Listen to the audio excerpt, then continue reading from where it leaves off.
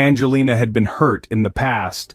Though undaunted by it, as she had told Peter that third morning on the porch, hurt by miseries that she'd weathered well, for not so much as a crease crossed her brow. Peter already loved her for her spirit, but of course it was too soon to tell her that, so he listened well and talked well. In these morning meetings, having resorted to going into work late and working longer. The town was empty at this time of day, but for the toddlers and the elderly. This morning the new friends took a walk around the back of the house, passing through the rusty gate, and took a sour drink of rhubarb, spitting out the sour pulp. Peering into the garage, they saw a perfectly preserved Model A car, left there when Grandpa's sight had dimmed. In the yard they inhaled the scents of the marigolds, the flowers that followed the summer lost, right up through the final frost, and finally, they sat on the old garden bench, near the bird bath, under the massive oak tree. She removed her straw hat, her bright golden curls shining in the shade like a secondary sun.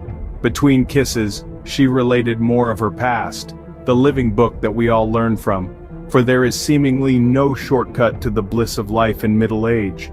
For a while there I gave up on life, she confided, before I found program and before I knew myself and loved myself for who I was. At first I was angry at the loss of love, which led me to the avoidance and hatred of the one thing that I did want, love and security. Yes, it's a strange paradox, and once I'd given up on life I began to die a little more each day. Other relationships came, but there was always fear before and guilt after, the whole scene but a downward spiral from which I could not recover. Me too, answered Peter. For a while I retreated from the game, to the sidelines, where I could neither win nor lose, and lived, if you could call it that, in that gray safety zone that knows neither suffering nor enjoyment, neither victory nor defeat, where the air was unchanging and stifling. I know, Peter, I know, and I've learned since then that one must either love or love not. There is no safe middle ground, just round and round like an amusement park ride, apparently safe in the self-made berm and bunker, but in reality trapped by all the dizzying sights and sounds. So then what did you do? He asked quietly. I discovered that life was a two-sided coin. The barrier that kept me in was the same one that kept love out. I used support programs and books like Do It to see an emotional duality as well. I realized that the other side of fear was excitement, that excitement was exactly the same feeling as fear, that excitement was fear turned inside out, and that I could, for example, give a presentation at a meeting, which once might have been a fearful thing, but was now exciting since I was on center stage and had the whole audience hanging on my every word. That same pit of my stomach in which fear cowered, now harbored excitement waiting to burst forth. Then I looked at the other side of my hurt and saw that it reminded me of where caring had gone. It was my unconditional gift to another human being, and then the hurt suddenly had meaning. As for my anger, I turned its energy to my advantage like a judo expert, redirecting the force of another's attack, and used the energy for change to move forward.